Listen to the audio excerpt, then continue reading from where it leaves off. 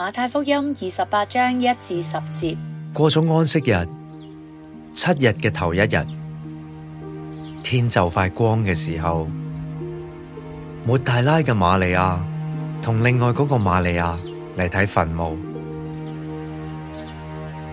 忽然間有大地震，因為有主嘅使者由天上面落嚟，將石頭碌開，然後坐喺上面。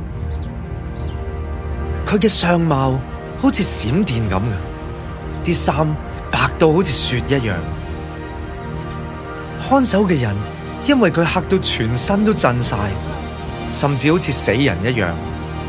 天使對婦女話：唔好怕，我知道你哋係揾嗰個釘十字架嘅耶穌，佢唔喺呢度，照佢所講嘅已經復活啦。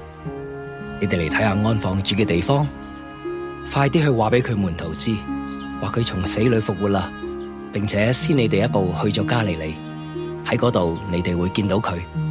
睇下，我已經話俾你哋知啦。婦女就急急咁樣離開墳墓，佢哋又驚又喜，跑去報信俾耶穌嘅門徒。忽然，耶穌遇見佢哋，同佢哋講：願你哋平安。佢哋就上前抱住耶穌嘅腳拜佢。耶穌同佢哋講：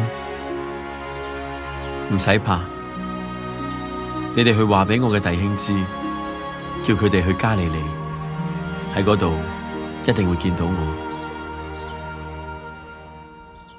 小朋友，考考你啊！婦女同嗰啲看守墳墓嘅人對主嘅使者，佢哋嘅反應有啲乜嘢唔同呢？從來冇人預計復活節要嚟啦。耶穌明明已經死咗，而且事情發生到今日已經係第3日啦。仲記得琴日嘅經文裏面，喺財主約瑟將耶穌安葬嘅時候，有2個女人，抹大拉嘅瑪利亞同埋嗰個瑪利亞都係喺嗰度對住墳墓坐喺度。佢哋親眼目睹耶穌嘅屍體係點樣擺入去墳墓裏邊，並且有大石塞住個門口。佢哋一大清早就嚟，其實佢哋都唔知可以做啲乜噶。忽然間發生地震喎，墳墓前面嘅大石竟然碌開咗啊！不過入邊淨係得個空墳墓。主嘅使者話俾佢哋知，耶穌預言話自己第3日就會從死裏邊復活，真係發生咗啦。喺呢一班婦女仲未遇見復活咗嘅耶穌之前，佢哋已經相信啦，就跑翻去話俾門徒聽咯。現在就跟家人分享一下，你覺得你嘅信心有呢2位婦女咁大嗎？分享完之後可以一齊禱告。主耶穌，你喜悅相信你嘅人，你更應許我哋要尋求，我們就可以尋見；我們叩門，你就給我們開門。願意我們都有着大大對你嘅信，並好似婦女們一樣，以信心嘅行動去傳揚你。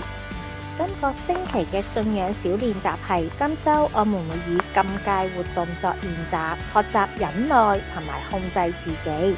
今個星期我哋嘅練習結果又係點樣呢？